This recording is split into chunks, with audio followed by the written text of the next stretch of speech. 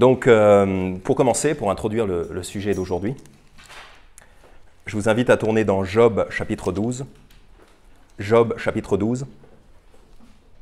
Et je vais lire des versets 12 à 25. Job chapitre 12, versets 12 à 25. La sagesse est dans les vieillards, et le discernement est le fruit des longs jours. Ça, c'est une affirmation de Job, et c'est souvent vrai. Verset 13, non. C'est souvent vrai, mais ce n'est pas forcément tout le temps vrai. Non, c'est en Dieu que se trouve la sagesse et la force. C'est à lui qu'appartiennent le conseil et l'intelligence. Voici, il démolit, et on ne rebâtit point. Il enferme quelqu'un, et on ne lui ouvre pas. Voici, il retient les eaux, et elles tarissent. Il les lâche, et elles bouleversent la terre. En lui réside la puissance et la sagesse. De lui dépendent celui qui s'égare et celui qui égare. Il fait marcher pieds nus les conseillers, il frappe de folie les juges. Dieu sait qu'on a vu ça, les juges frappés de folie, les dirigeants, les gouvernants frappés de folie. Il relâche l'autorité des rois et il serre la corde sur leurs reins. Il fait marcher pieds nus les prêtres et il renverse les puissants. Il ôte la parole aux plus assurés et il prive de sens les vieillards. Il verse le mépris sur les nobles et il délie la ceinture des forts. Il met en évidence les profondeurs cachées dans les ténèbres et il amène à la lumière l'ombre de la mort. Il agrandit les nations et il les perd. Il étend les nations et il les conduit en captivité. Il ôte le sens aux chefs des peuples de la terre et il les fait errer dans un désert sans chemin. Il tâtonne dans les ténèbres sans aucune clarté et il les fait errer comme un homme ivre. Donc là, ici, on a une description de toutes les calamités que le Seigneur peut faire aux hommes. Et ça, en particulier, ça a trait à la santé mentale, en fait, à la folie que Dieu peut déverser sur les hommes, et aussi à la pauvreté dont il peut les affliger. Mais le verset qui m'intéresse particulièrement, en guise d'introduction, c'est le verset 23. Il agrandit les nations et il les perd, il étend les nations et il les conduit en captivité. Parce qu'actuellement, c'est un petit peu ça qui tombe sur les nations, avec cette crise du Covid, ces masques de partout, ces passes sanitaires dont vous avez besoin pour entrer dans des lieux qui, normalement, devraient être ouverts à tous.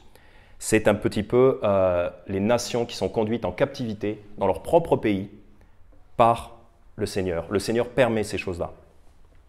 Donc, mon sermon d'aujourd'hui s'intitule « Le combat pour nos libertés ». Car il y a un combat pour les libertés que nous devons mener, mais il y a aussi un faux combat pour les libertés qui est contraire à la doctrine chrétienne et dans lequel il ne faut pas se perdre. Donc, le sermon s'intitule « Le combat pour nos libertés » et surtout, qu'est-ce que ce n'est pas? Qu'est-ce que ce n'est pas le combat pour nos libertés? En fait, l'idée m'est venue d'un frère, donc je ne mentionnerai pas son nom parce que je ne voudrais pas le mettre mal à l'aise. Il n'est pas parmi nous, ce n'est pas quelqu'un d'entre nous, donc pas de problème. Mais c'est quelqu'un qui pourrait peut-être venir nous voir, donc je ne vais pas mentionner son nom pour qu'il puisse revenir, si jamais il voulait revenir, pour pas qu'on puisse verser de la honte sur lui. Mais quand même, il a parlé de plusieurs idées donc, qui ne sont pas correctes, qui ne sont pas convenables. Et ces idées, donc, c'était un petit peu de défendre nos droits, nos libertés, en faisant par exemple des manifestations contre le pass sanitaire, manifester dans la rue, ou attaquer au niveau juridique, attaquer ces lois iniques, certes, mais son idée c'était de se battre au niveau juridique. Il proposait aussi de former des associations, des associations de citoyens pour défendre nos soi-disant droits, pour défendre nos libertés. Et ça, c'est peut-être parce que ce frère est passionné par ces choses-là, mais sa passion prend trop de place. Et en fait, il a envie de faire venir sa passion pour la législation dans la vie chrétienne et dans la doctrine chrétienne, et ça, ce n'est pas acceptable. Donc c'est ça, cette démarche du combat pour nos libertés, manifester, se battre au niveau juridique, faire des associations pour justement faire reculer ces lois iniques, c'est très problématique. Alors pour plusieurs raisons. Tout d'abord, première raison, c'est un petit peu ce qu'on voit dans Job, c'est que cet emprisonnement qui tombe sur les nations, c'est ces choses terribles. Cet emprisonnement des masques, des passes sanitaires qui tombent un petit peu sur toutes les nations, vient de Dieu. Cet emprisonnement vient de Dieu. Je vous invite à regarder dans Ésaïe 42. Je vous invite à tourner dans Ésaïe 42. Pendant ce temps, je vais vous lire Ésaïe 19, verset 4.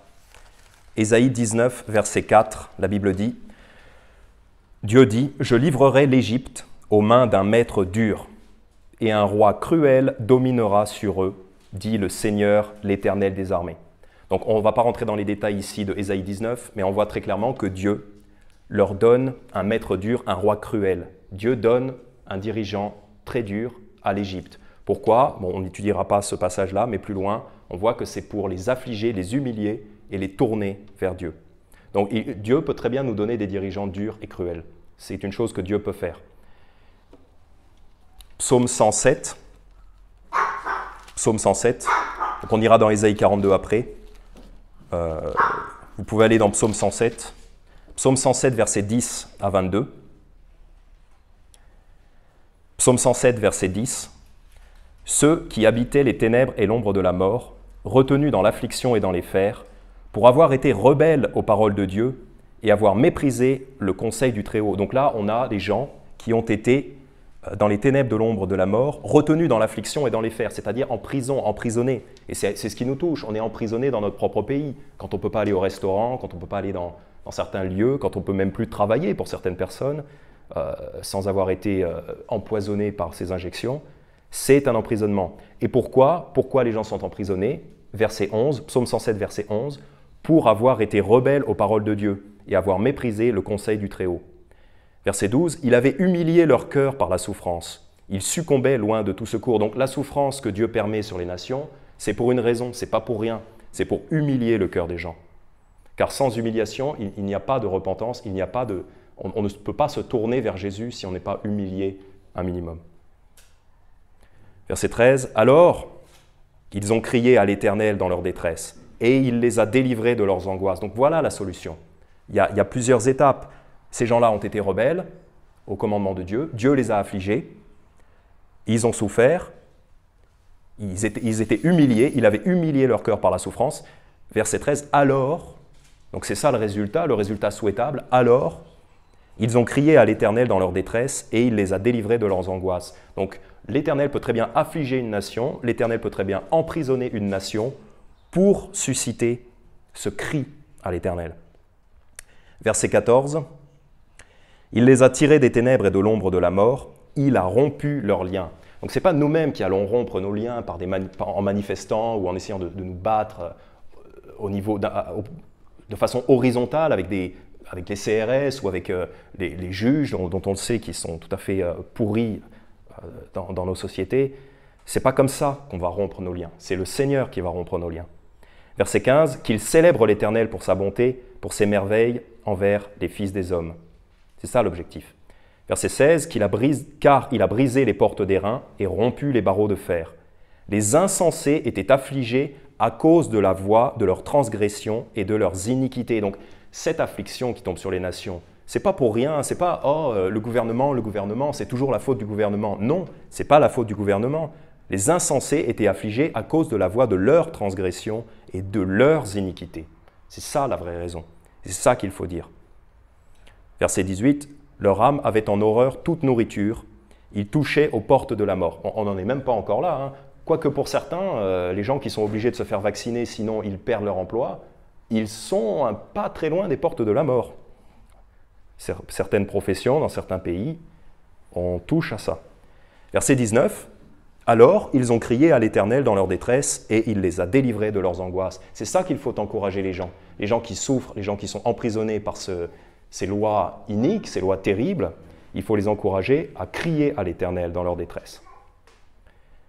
Verset 20, « Il a envoyé sa parole, le Seigneur Jésus, et la Bible, il a envoyé sa parole et il les a guéris et les a retirés de leur tombeau. » Donc ça, c'est vraiment quand on est sauvé de la mort, quand on est sauvé en Jésus-Christ, on est retiré du tombeau. Et même carrément, un jour, physiquement, on va sortir du tombeau à la résurrection. 21, « Qu'ils célèbrent l'Éternel pour sa bonté, pour ses merveilles envers les fils des hommes. Qu'ils offrent des sacrifices d'action de grâce et racontent ses œuvres en chantant de joie. » Voilà, donc l'affliction, la souffrance, l'emprisonnement, ce n'est pas par hasard que ça tombe sur les nations, c'est voulu par Dieu.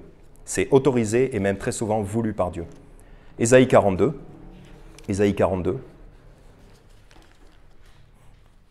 verset 21. Ésaïe 42, verset 21. « L'Éternel s'est plu, à cause de sa justice, à donner une loi grande et magnifique. » Donc l'Éternel a parlé, l'Éternel a donné sa loi. On ne peut pas dire qu'on ne sait pas. En fait, les nations ne sauront pas si nous, les chrétiens, on ne parle pas. Ce sera de la faute des chrétiens. Ce sera de la responsabilité et de la faute des chrétiens. Ce ne sera pas de la faute de l'Éternel, parce que l'Éternel s'est plu, à cause de sa justice, à donner une loi grande et magnifique. L'Éternel a fait tout le nécessaire. 22.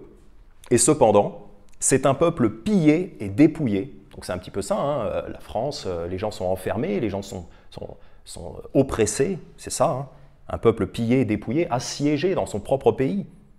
On les a tous enchaînés dans des fosses et enfouis dans des prisons. Le monde est une prison, à ciel ouvert. Ils sont livrés en proie et nul ne les délivre.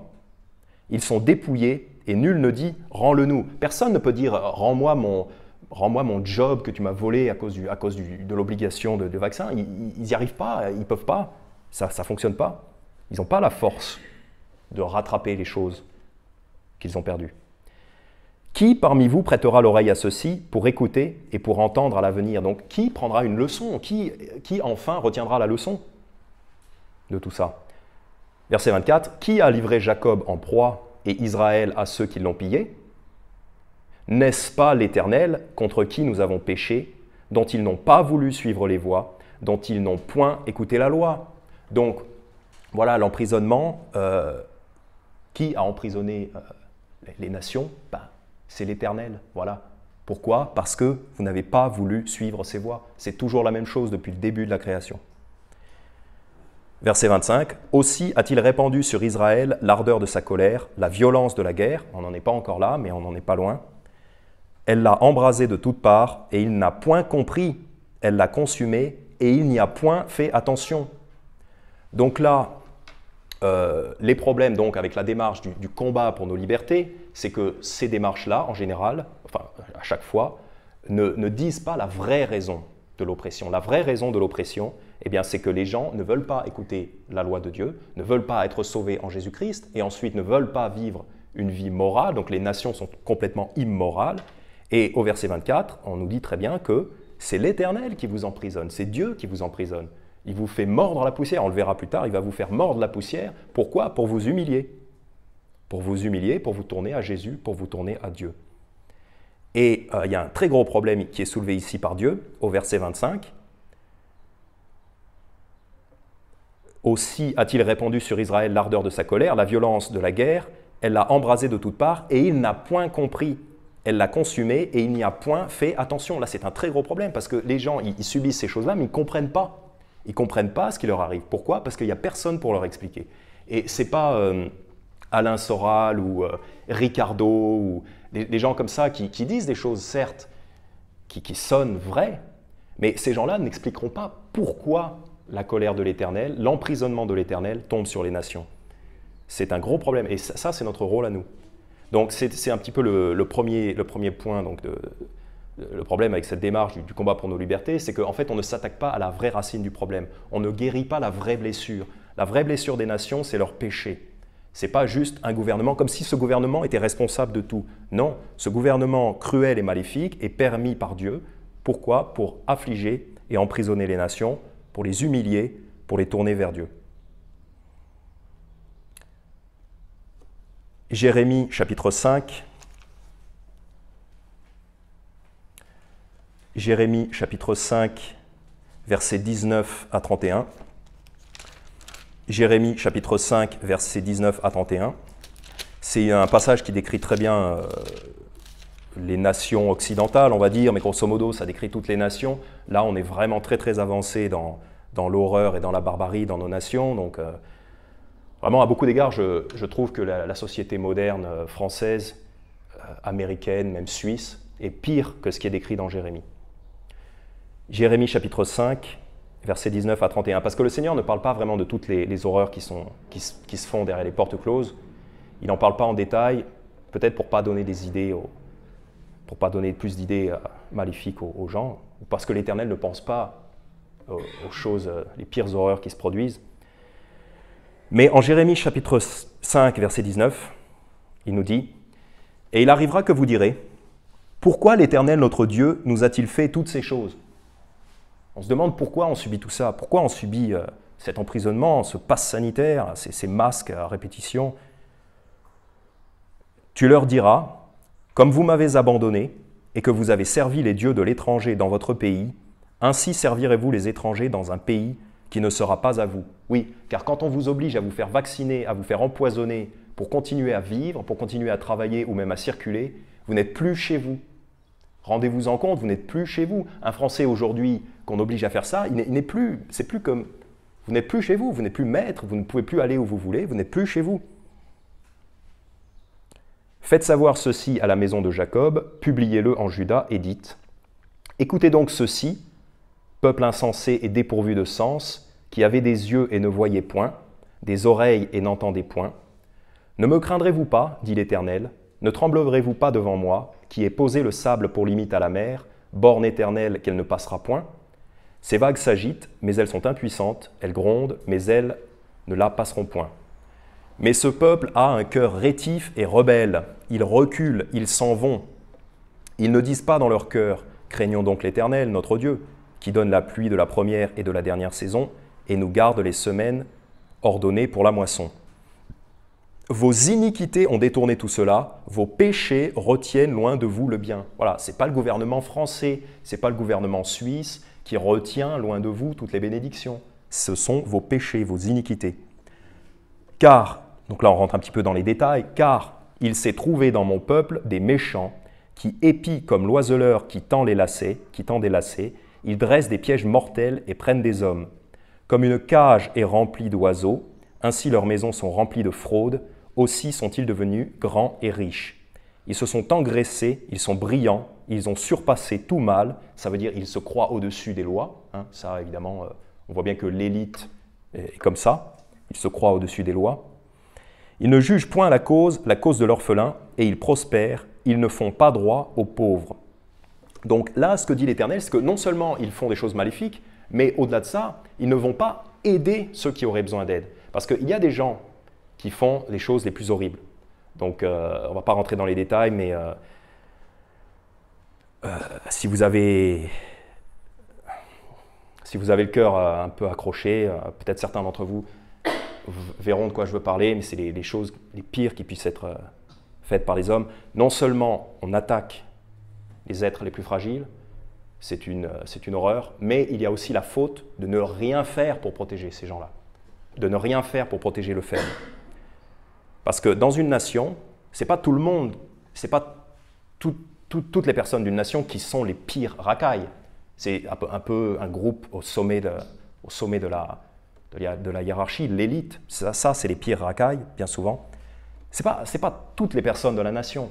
Pourtant, les personnes de la nation sont aussi tenues coupables, car elles ne font rien, elles sont simplement consentantes. Et il y a ce proverbe français qui dit « qui ne dit mot, consent ». Donc si vous ne parlez pas, vous consentez. Je parle des élites pédophiles et des réseaux pédophiles des élites. Voilà. Et si on sait des choses comme ça et qu'on ne dit rien, on consent. Donc, verset 29, « Ne punirai-je point ces choses-là, dit l'Éternel ? Mon âme ne se vengerait-elle pas d'une telle nation ?» Il ne dit pas seulement « je veux écraser les gens qui commettent ces choses-là ». Il dit « c'est cette nation-là ». Parce que même si vous êtes français, si vous faites partie de cette nation, ou même suisse, et que vous avez connaissance que de telles choses se passent dans votre nation, le Seigneur vous en tiendra rigueur. Même si vous ne faites pas ces choses, si vous savez que les choses se produisent et que vous ne dites rien, l'Éternel dit « je vais punir la nation tout entière ». Verset 30, « Une chose étonnante, horrible, se fait dans le pays. Les prophètes prophétisent le mensonge et les sacrificateurs dominent par leurs moyens. Et mon peuple a pris plaisir à cela. Que ferez-vous donc quand viendra la fin ?» Donc une chose étonnante, horrible, c'est tous ces faux prophètes qui prospèrent. Et dans nos pays, ça a été l'Église catholique pendant des siècles et des siècles, qui a été remplacée par la croyance évolutionniste. Donc vous avez toute l'école publique avec tous ces professeurs d'évolution, tous ceux qui vous enseignent ces mensonges. Et ils dominent par leurs moyens. Ils dominent par le moyen de ces mensonges. Et mon peuple a pris plaisir à cela. Même les gens, finalement, ils aiment vivre dans ce mensonge. Ils aiment à croire qu'ils sont des animaux. Pourquoi? Parce que ça excuse leur comportement. La colère de Dieu tombe sur une nation à cause de ça. Et on avait parlé, je voudrais juste mentionner cet anthropologue à qui on avait parlé en évangélisation, qui nous disait, oui, même d'un point de vue anthropologique, les sociétés occidentales modernes sont des sociétés primitives, c'est-à-dire proches de la barbarie. On est très proche de la barbarie. On est des barbares qui avons des jouets technologiques. Voilà. Jérémie chapitre 30, versets 14 et 15. Jérémie 30, versets 14 et 15.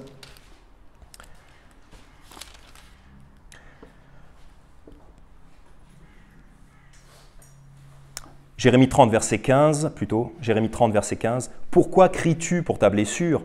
Ta douleur est incurable. C'est pour la grandeur de ton iniquité, parce que tes péchés se sont accrus, que je t'ai fait ces choses. » Et ça, c'est l'Éternel qui fait ces choses-là à son peuple et qui fera aussi ces choses-là aux nations à cause de la grandeur de leur iniquité. Et c'est à nous, les chrétiens, d'avertir les gens concernant l'iniquité. Donc c'est le problème de ce combat pour les libertés, c'est que ce combat pour les libertés, ce soi-disant combat pour nos libertés, ne s'attaque pas à la racine du problème. Parce que ce n'est pas comme ça qu'on va guérir la blessure. Cette blessure est incurable. Ce mouvement pour nos libertés ne s'attaque pas à la vraie cause du problème, qui est le péché surabondant et l'horreur qui règne dans nos sociétés, la barbarie. Deuxième problème avec ces mouvements, c'est que... Alors, pour continuer sur ce thème-là, Lamentation chapitre 2. Lamentation chapitre 2. Donc, vous vous associez en fait à des gens qui sont limite des faux prophètes. Vous vous associez à des gens qui sont limite des faux prophètes. Tout à l'heure, je mentionnais Alain Soral, bon, pour ceux qui le connaissent. Ricardo aussi, c'est un... Voilà. Je ne crois pas que ces hommes-là vont tellement pousser de fausses religions, mais ils ont une spiritualité. Car tout le monde a une spiritualité. Et ils attirent des foules avec eux, ils attirent des gens, ils ont une écoute, ils ont une audience, mais ils ne vont pas leur donner la vraie solution. Ils ne leur donneront pas la vraie solution. Lamentation chapitre 2, verset 14. Lamentation chapitre 2, verset 14. Donc voilà le problème de ce mouvement. Mouvement pour les libertés. Je m'adresse à toi, mouvement pour nos libertés. Tes prophètes, Lamentation 2, verset 14, tes prophètes ont eu pour toi des visions mensongères et vaines. Ils ne t'ont point découvert ton iniquité pour détourner ta captivité, mais ils ont eu pour toi des oracles de mensonges et d'égarements. Donc le problème qui est soulevé ici, c'est que les prophètes ne leur ont pas découvert leur iniquité. Ils ne les ont pas informés quant à la méchanceté de leurs actions et quant à la méchanceté des actions de leur nation. C'est comme ça qu'ils auraient pu les délivrer, les sauver. C'est ce qui est dit ici.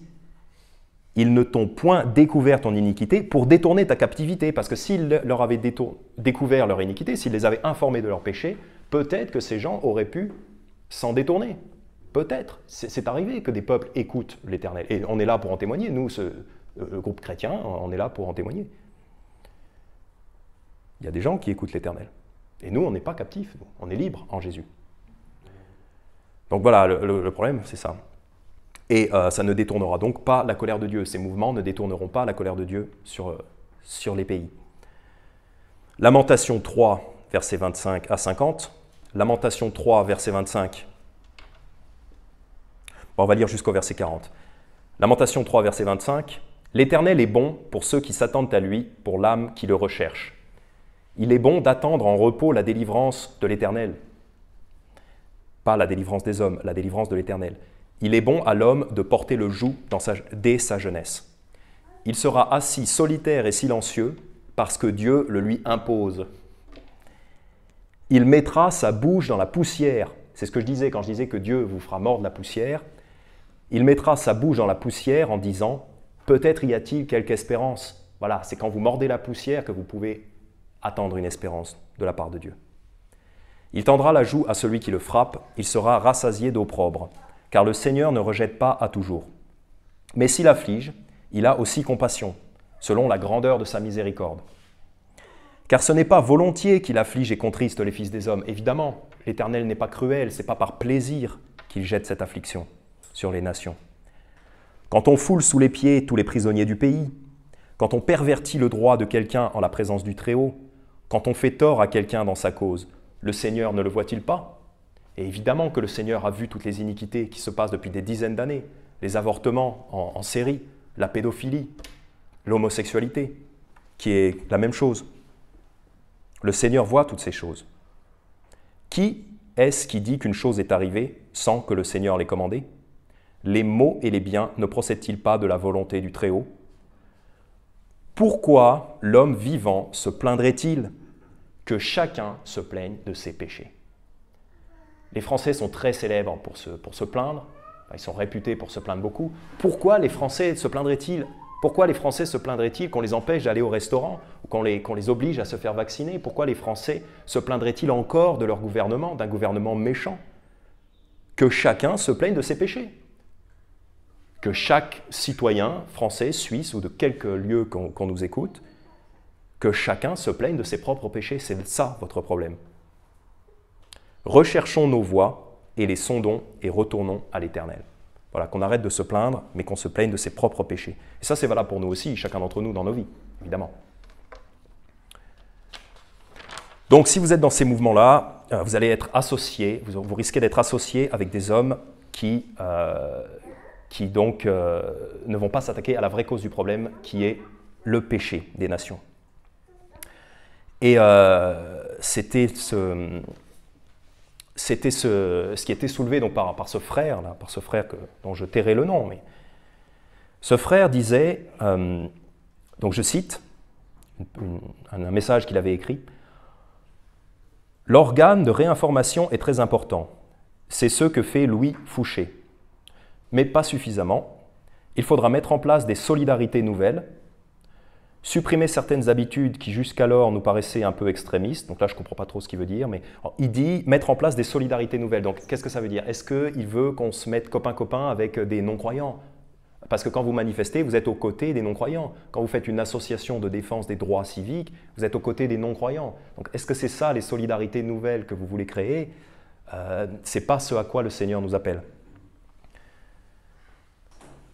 Après, donc je cite, « Après, tout ceci exige de la concertation, du travail en commun et surtout beaucoup d'humilité. » Donc, en fait, c'est déjà ce qu'on fait ici en Église, la concertation, le travail en commun et l'humilité, c'est les qualités nécessaires pour faire le travail de l'Église, le travail du Christ. Voilà.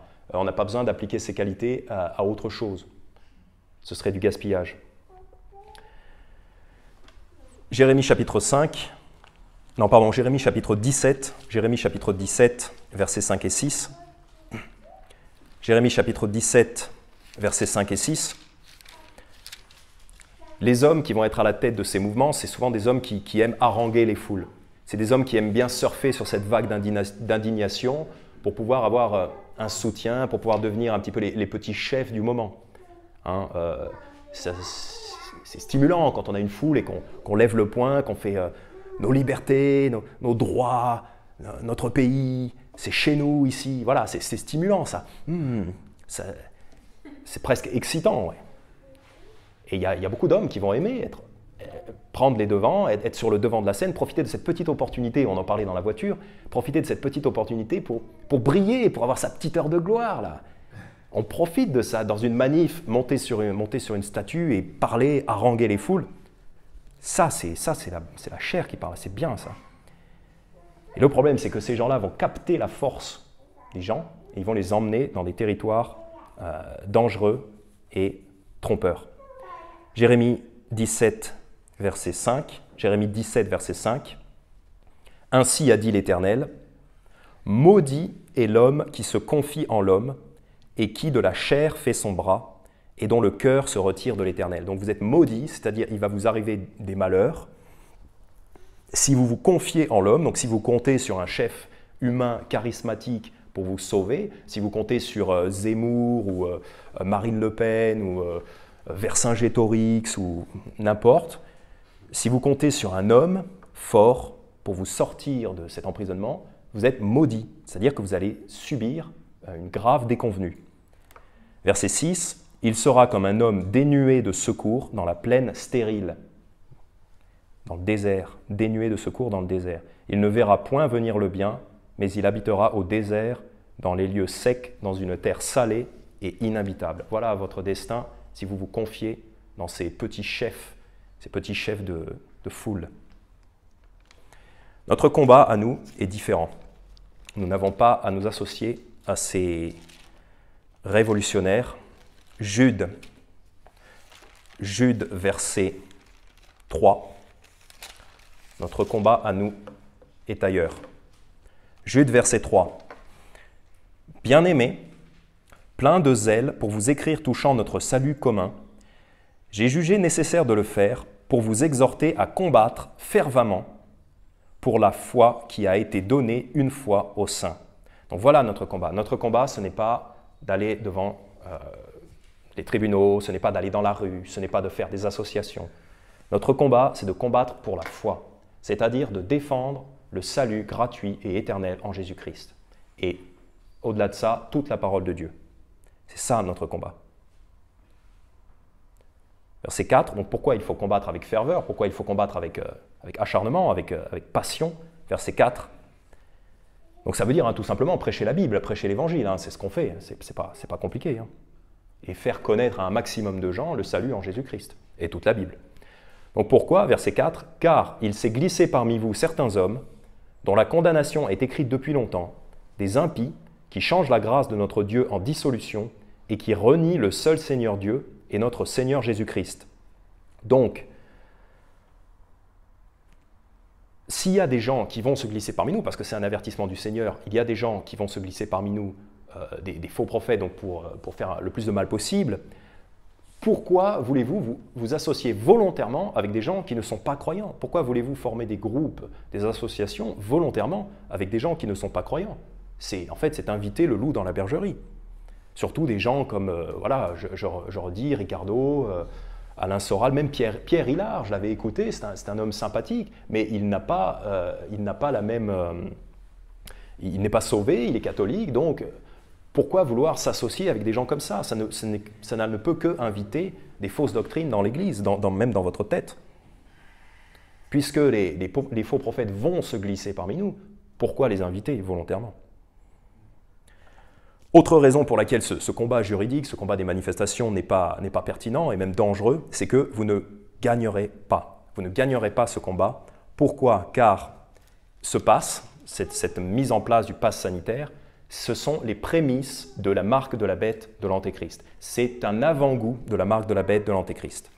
Alors, je ne dis pas que c'est la marque de la bête. Ce n'est pas parce que vous êtes vacciné que vous avez pris la marque de la bête. C'est différent. Ce n'est pas ça. Mais ces choses-là sont semblables et l'instauration du pass sanitaire pour entrer dans des lieux ou même pour travailler est un avant-goût, est une préparation à la prise de la marque de la bête pour pouvoir évoluer dans la société. Révélation chapitre 13. Révélation chapitre 13. Et donc je cite le frère qui disait « Oula, la Bible ne parle pas de la vaccination, l'Antéchrist n'a rien à voir avec la vaccination, la marque de la bête encore moins. » Certes, la vaccination n'est pas la marque de la bête, mais ça ressemble, les mécanismes de fonctionnement de ces choses-là ressemblent tout à fait à la mise en place de la marque de la bête. Révélation chapitre 13, verset 16.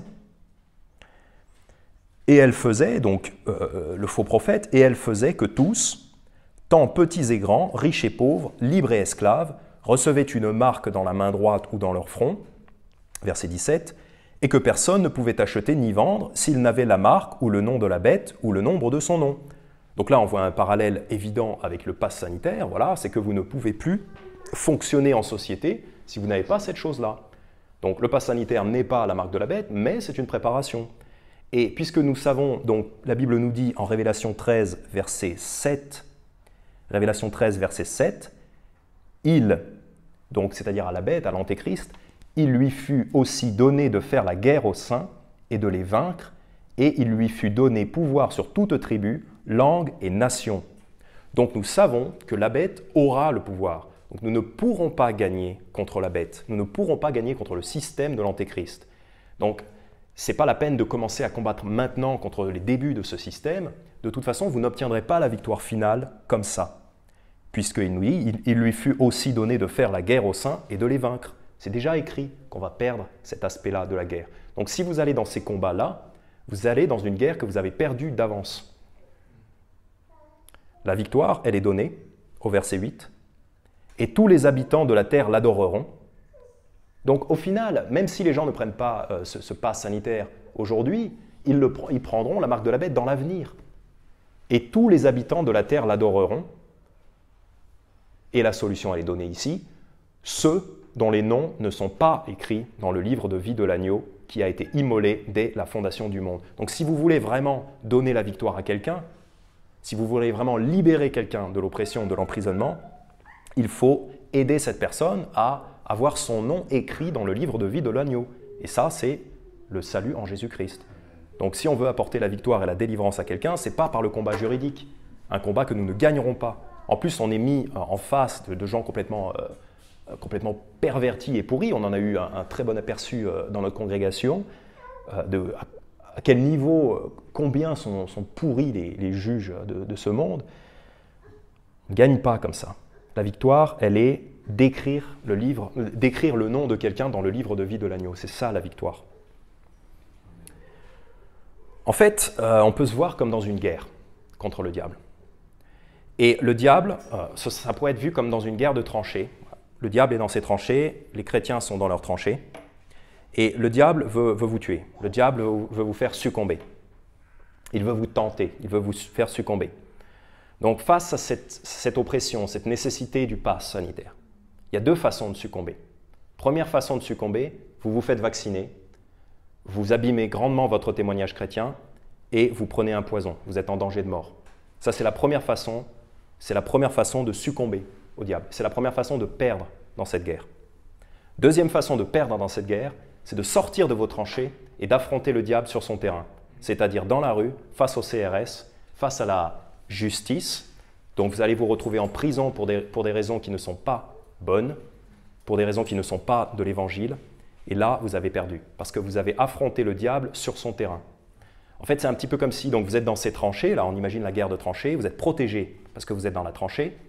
Ce que fait le diable, c'est qu'il va lancer une boule puante dans votre tranchée. La boule puante, c'est pas du gaz mortel, c'est même pas un gaz toxique. Cette boule puante, c'est tu peux plus aller au restaurant. Tu peux plus aller dans je sais pas quel concert, ou on peut plus jouer au tennis dans les espaces couverts. Pour beaucoup, c'est rien de plus qu'une boule puante. Il y en a qui ont subi les gaz toxiques. Il y en a qui ont perdu leur emploi. Et là, on en revient au châtiment de Dieu sur les nations. Mais la plupart des gens ne sont pour l'instant confrontés qu'à une boule puante. Mais la boule puante qui tombe dans votre tranchée, vous pouvez résister à ça. Mais si vous sortez parce que ça pue, vous vous faites tirer dessus et vous êtes mort. Et c'est ça que le diable veut faire. Le diable veut vous faire sortir, le diable veut soit vous vacciner et vous tuer, vous rendre infirme, vous tuer, et abîmer votre témoignage chrétien, soit vous faire combattre sur un terrain dont il est maître, dont il est le maître. C'est comme ça qu'on gagne une guerre. On gagne une guerre en amenant l'adversaire, en amenant l'ennemi sur un terrain qui lui est défavorable. Et c'est ça que le diable veut faire. Matthieu 12, versets 18 à 21.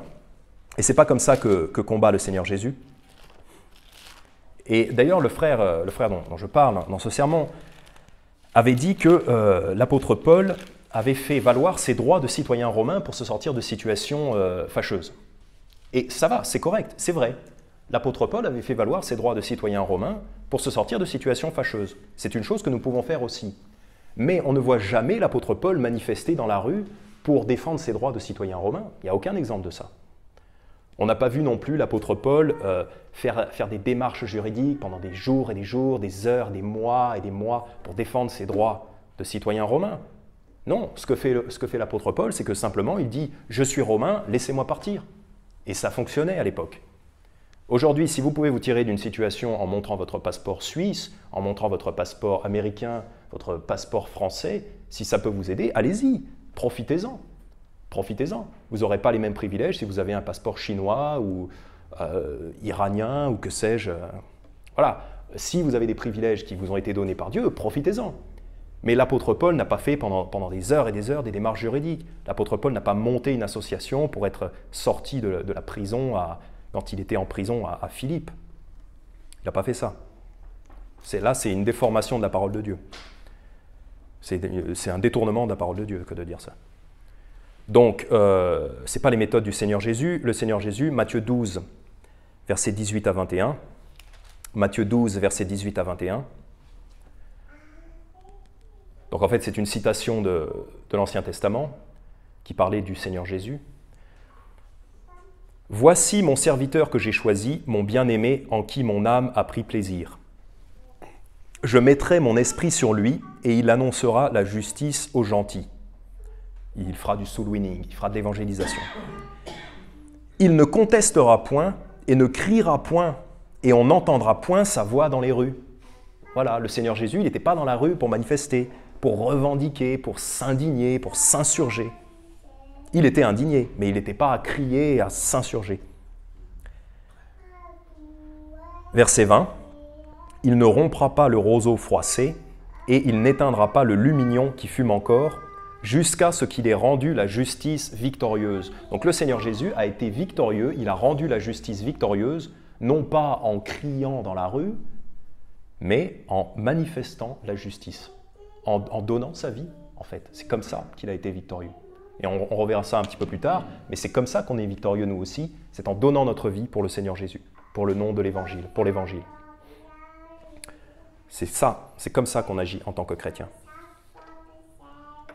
Et puis le pauvre type qui va manifester avec vous, à côté de vous, à vos côtés, qui va prendre les mêmes gaz lacrymogènes que vous, qui risque la même prison que vous, parce qu'en Australie maintenant on met les gens en prison pour manifester.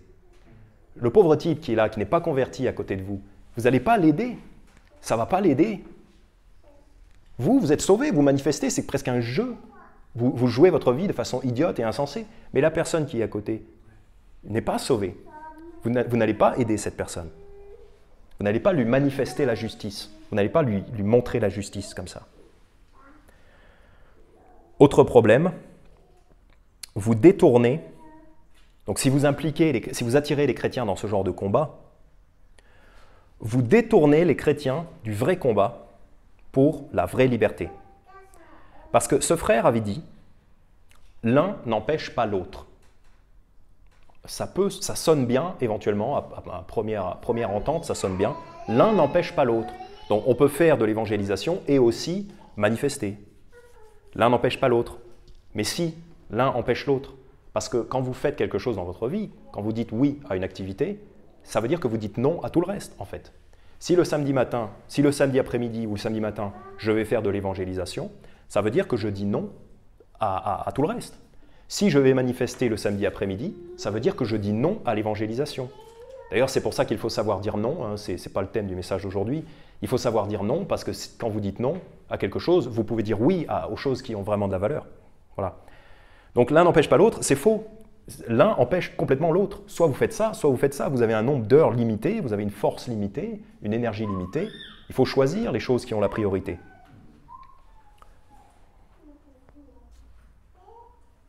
Le frère disait, donc je cite, « Car là, on est confronté à quelque chose d'inédit. » Vous ne croyez pas si bien dire, hein, parce que ça ne fait que commencer. On est confronté à quelque chose d'inédit et on va avoir besoin de tout le monde. Quoi ? Tu vas avoir besoin de tout le monde pour tes manifestations? Mais c'est du délire. Alors qu'on est combien? On est 12 à faire du soul winning ici. Nous, on a besoin de tout le monde. On a déjà besoin de tout le monde ici. On n'a pas besoin que vous nous piquiez, que vous nous voliez des ouvriers. On n'a pas besoin de ça. On va avoir besoin de tout le monde. Non, non, non, non. Moi je veux garder mes forces, dit le Seigneur Jésus. Le Seigneur Jésus, non. Je vais vous donner un florilège de versets. Matthieu chapitre 9, versets 37 et 38. « Alors il dit à ses disciples, « Certes, la moisson est grande, mais il y a peu d'ouvriers. C'est nous qui avons besoin de tout le monde. Pas pour les manifestations. Priez donc le Seigneur de la moisson, en sorte qu'il envoie des ouvriers dans sa moisson. Pas dans sa manifestation, dans sa moisson. » Philippiens chapitre 2, verset 21. Une révision, mais une bonne révision. « Car tous cherchent leurs propres intérêts, et non ceux de Jésus-Christ. » Si vous vous battez pour vos libertés, pour vos droits, soi-disant, vous cherchez vos propres intérêts, vous cherchez à défendre votre propre petit confort d'aller au restaurant, par exemple. Vous ne cherchez pas ceux de Jésus-Christ. Et le triste constat de ce verset, c'est que tous cherchent leurs propres intérêts, et non ceux de Jésus-Christ. C'est nous qui avons besoin de tout le monde. C'est le Seigneur Jésus qui a besoin de vous, de tout le monde. 2 Pierre chapitre 2, verset 2. Et plusieurs, donc dans la Bible, plusieurs, ça veut dire beaucoup, ça veut dire un grand nombre, un nombre qui n'est pas petit, et plusieurs suivront leur voie pernicieuse, donc la voie pernicieuse des faux prophètes. Plusieurs suivront les voies pernicieuses des faux prophètes, et la voix de la vérité sera blasphémée à cause d'eux. Donc il y a plusieurs personnes, il y a beaucoup de gens qui vont suivre les faux prophètes, même des gens sauvés qui vont être trompés par les faux prophètes, comme par exemple John MacArthur, des gens qui vont être trompés par John MacArthur et donc qui vont déformer la pureté de l'évangile et donc qui ne vont plus faire de soul winning parce qu'ils auront été découragés par les faux prophètes. Hein, c'est un exemple. Voilà, donc du coup, il y a très peu de gens qui restent, il y a très peu de chrétiens qui restent avec le vrai évangile. Ésaïe chapitre 1, verset 9. « Si l'Éternel des armées ne nous eût laissé quelques petits restes, nous serions comme Sodome, nous ressemblerions à Gomorrhe. » C'est un petit reste, et Dieu sait qu'on ressemble à Sodome et Gomorrhe en Suisse, en France, aux États-Unis et partout, dans le monde occidental, parce qu'on a un tout petit reste. Un tout petit reste. Donc on n'a pas besoin que notre petit reste aille dans une manifestation et aille en prison à cause de ça. On n'a pas besoin de ça. Jean chapitre 8, verset 28. Jean chapitre 8, verset 28. Le frère disait aussi, et je cite, « Et ça, donc son combat pour les libertés, et ça, très peu sont en réalité partants pour le faire. C'est cela la tristesse de la situation. » Alors que, en fait, très peu sont déjà partants pour suivre le Christ et pour évangéliser. C'est ça la vraie tristesse de la situation. En fait, lui, il veut le peu de force vive que la chrétienté a, il veut détourner ça dans des combats inutiles qui ne sont pas chrétiens. Très peu sont en réalité partants pour le faire. Ben voilà, l'évangile. Prêcher l'évangile, très peu sont partants pour le faire. C'est ça la tristesse de la situation. En fait, ce qu'il dit, ça s'applique à la vie chrétienne, et il veut l'appliquer à autre chose. Jean chapitre 8, versets 28 à 34. Donc, c'est quoi la vraie liberté? La vraie liberté, qu'est-ce que c'est? Jean chapitre 8, verset 30. Commencez à lire au verset 30. « Comme il disait ces choses, plusieurs crurent en lui. » Donc Jésus parle à une foule et plusieurs croient en lui. Ce qui arrive très souvent. Ce qui arrive souvent, tout le temps. Quand on prêche la parole de Dieu, des gens croient en Jésus. Verset 31. « Jésus dit donc aux Juifs qui avaient cru en lui, « Si vous continuez dans ma parole, alors vous êtes véritablement mes disciples. » Donc croire, c'est une chose. Croire, ça sauve. Quand vous croyez en Christ, vous êtes sauvés.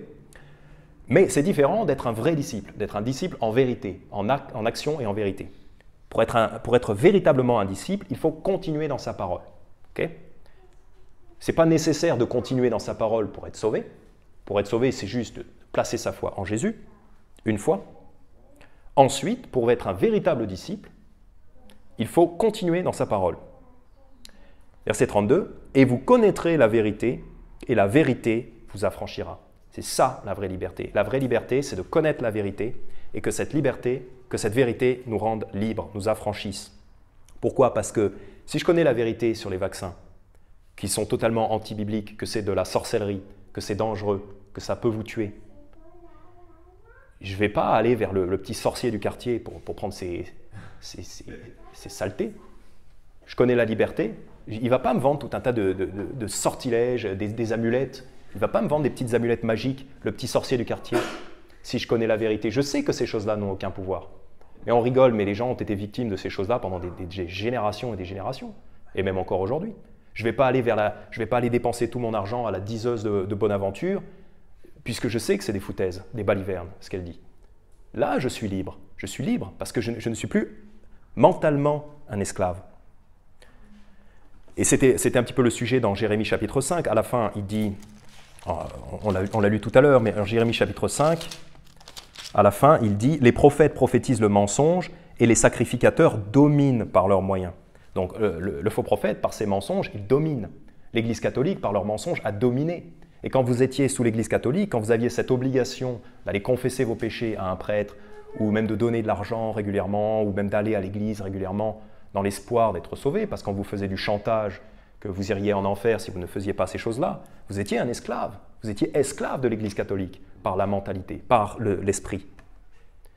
Et aujourd'hui, c'est pareil, vous croyez en l'évolution, vous croyez être un animal, vous êtes un esclave, dorénavant, vous êtes un esclave de votre nature animale, puisque vous n'avez aucune autre perspective. Il n'y a rien qui vous dit que vous pouvez vous contrôler, que vous pouvez vivre dignement en tant qu'être humain. Vous n'êtes Vous êtes un esclave, vous êtes un animal, et on vous traite comme un animal. Et c'est le jour où vous connaissez la vérité et vous appliquez la vérité du Seigneur Jésus que vous êtes véritablement libre. On ne peut pas enchaîner quelqu'un qui a la connaissance. Quelqu'un qui connaît la vérité, on ne peut pas le rendre esclave. D'ailleurs, il n'y a même pas que la Bible qui le dit. D'autres gens l'ont compris. C'est la vérité qui rend libre. Romains chapitre 6. Romains chapitre 6. Commençons à lire au verset 7. Romains chapitre 6, verset 7. Car celui qui est mort est affranchi du péché. Celui qui est mort est affranchi du péché. Donc quand vous êtes mort, quand ce vieux corps va mourir, le péché n'aura plus aucun pouvoir sur nous. Or, si nous sommes morts avec Christ, nous croyons que nous vivrons aussi avec lui. Sachant que Christ ressuscité des morts ne meurt plus, la mort n'a plus de pouvoir sur lui. Car en mourant, il est mort une seule fois pour le péché, mais en vivant, il vit pour Dieu. Vous aussi, considérez-vous comme morts au péché, mais vivants à Dieu en Jésus-Christ notre Seigneur. Que le péché ne règne donc point dans votre corps mortel pour lui obéir en ses convoitises. En fait, c'est ça, se considérer mort au péché, ça veut dire renier au péché le droit sur notre corps, ne pas lui obéir. Verset 13, « Et ne livrez point non plus vos membres au péché comme instruments d'iniquité, mais livrez-vous à Dieu comme de morts étant devenus vivants, et consacrez vos membres à Dieu comme instruments de justice. » Verset 16, « Ne savez-vous pas qu'à celui dont vous vous rendez esclave pour lui obéir, vous êtes esclave de celui à qui vous obéissez, soit du péché pour la mort, soit de l'obéissance pour la justice. » Donc quand vous obéissez à votre nature charnelle qui veut commettre du péché, vous êtes esclave de ça. Ça vous conduit dans des chemins de mort qui ne vous apportent rien. Donc c'est ça le vrai esclavage. Et ces mouvements pour la liberté ne vont pas vous libérer de ça, ne vont pas vous enseigner à vivre par l'esprit. Donc vous ne serez jamais libre, vous aurez toujours cette chair. J'en reviens encore à ce malheureux Français qui est dans cette manifestation, qui a ce cri du cœur, cet instinct de survie. Parce qu'on veut le tuer, on veut lui injecter un poison mortel, on veut le tuer, on veut lui voler son travail, on veut l'expulser de son travail. Ce Français, il veut vivre, il a cette réaction de survie. Mais si vous ne le libérez pas en Jésus-Christ, ce Français sera toujours esclave de ses passions, de son péché. Et il finira en enfer, dans la prison ultime. Mais grâce soit rendue à Dieu, donc merci Seigneur, de ce que, après avoir été esclave du péché, vous avez obéi de cœur à la forme de doctrine qui vous a été transmise. Donc là, il parle à des chrétiens, évidemment, nous autres, les chrétiens, nous avons obéi du cœur, c'est-à-dire nous avons cru l'évangile de Jésus-Christ, et donc nous avons été libérés de l'esclavage du péché. C'est ça la vraie liberté. Donc la vraie liberté, ce n'est pas de garder son confort, ou ce n'est même pas de garder son travail, ce n'est même pas de garder sa vie. Au contraire, la vraie victoire, la vraie liberté, c'est d'abandonner son confort, de mourir à soi-même pour Christ. 2 Timothée chapitre 2, versets 3 à 5. 2 Timothée chapitre 2, versets 3 à 5. « Toi donc, endure les souffrances comme un bon soldat de Jésus-Christ. » Voilà, le soldat, lui, il s'en fiche de pouvoir aller au restaurant.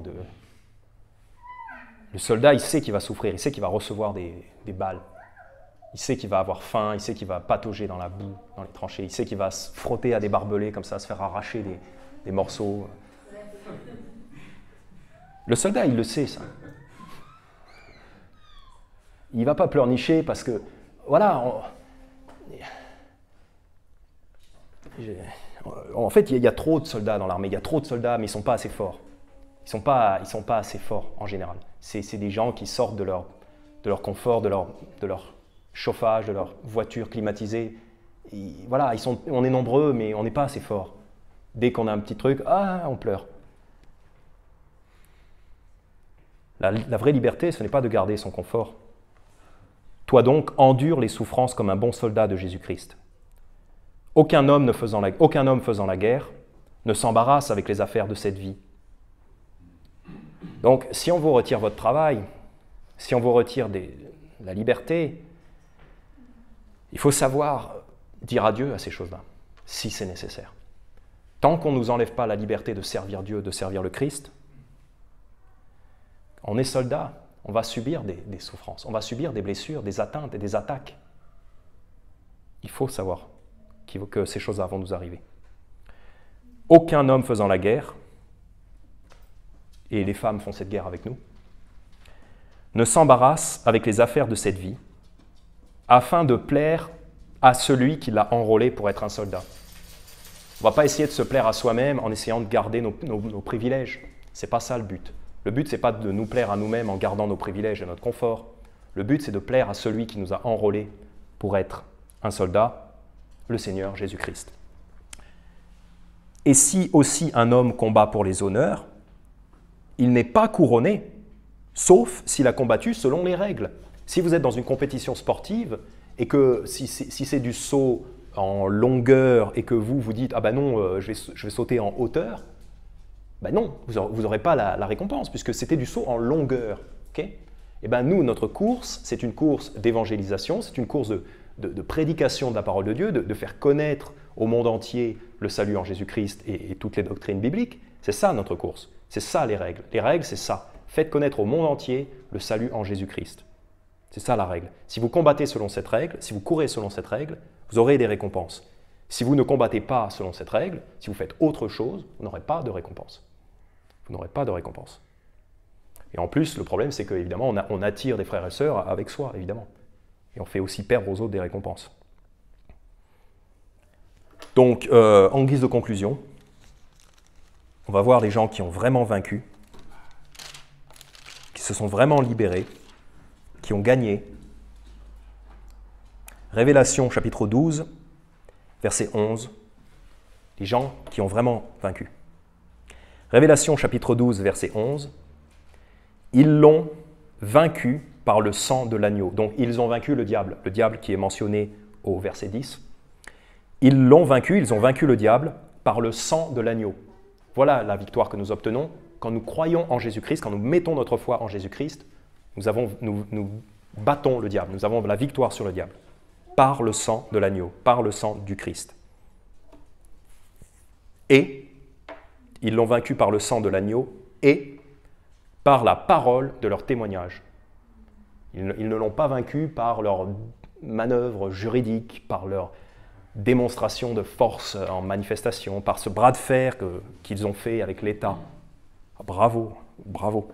Non, c'est pas comme ça qu'ils l'ont vaincu. Ils l'ont vaincu par le sang de l'agneau et par la parole de leur témoignage. À chaque fois que vous témoignez du Christ à quelqu'un, vous avez gagné. Vous avez gagné votre journée, vous avez gagné votre semaine, vous avez gagné votre vie à chaque fois que vous faites ça. Et vous êtes libre à ce moment-là. En fait, en évangélisant, vous êtes libre. Vous êtes comme quelqu'un qui marche sur les Champs-Élysées. Vous êtes déjà au paradis quelque part. Vous êtes déjà dans votre force surnaturelle. Vous êtes déjà dans votre corps spirituel quand vous faites de l'évangélisation. C'est le moment où vous êtes vivant vraiment. Et vous êtes vainqueur. Vous marchez dans la victoire comme un conquérant qui marche déjà dans un pays qu'il a conquis. Par la parole de leur témoignage. Et, troisième chose qui les a fait gagner, et ils n'ont point préféré leur vie à la mort. Et voilà, c'est toute la chrétienté qui est là. Ils n'ont point préféré leur vie à la mort. C'est-à-dire qu'ils ont accepté de sacrifier ce qu'ils avaient, leur vie,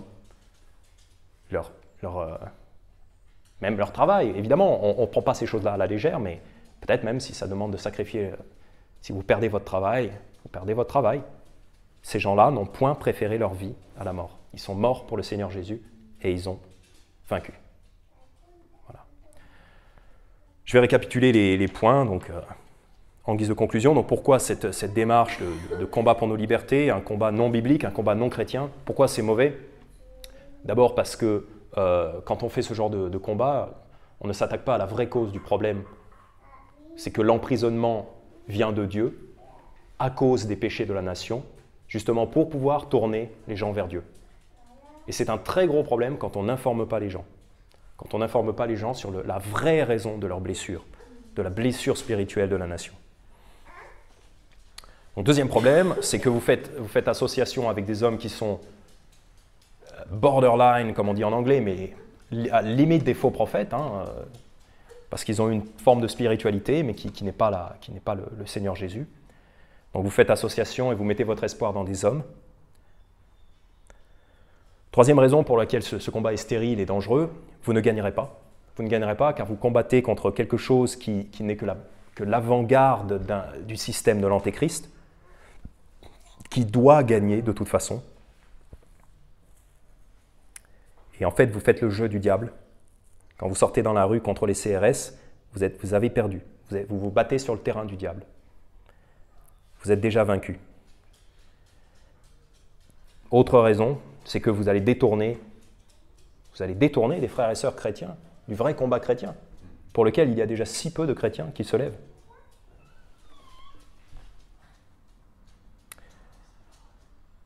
Ouais. Et dernière citation de ce frère, il disait,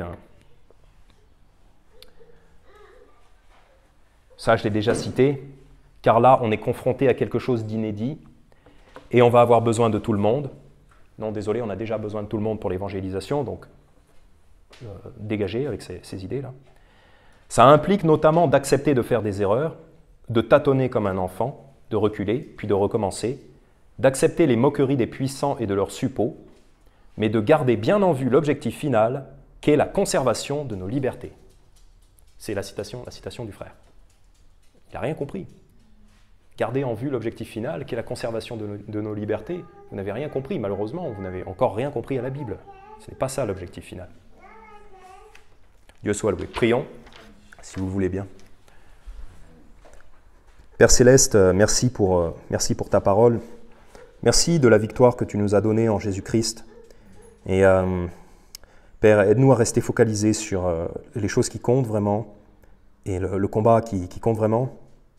Aide-nous à ne pas disperser nos efforts et nos forces dans des combats inutiles. Et Père, nous te prions d'avoir pitié envers cette nation, envers ces nations, envers ces manifestants. Voilà, Père, d'avoir pitié envers ces gens-là et de leur permettre non pas de retrouver une vie soi-disant normale, mais Père, de leur permettre simplement d'avoir la vraie libération, c'est-à-dire d'entendre l'évangile de ton Fils, Jésus-Christ. Au nom de ton Fils. Amen.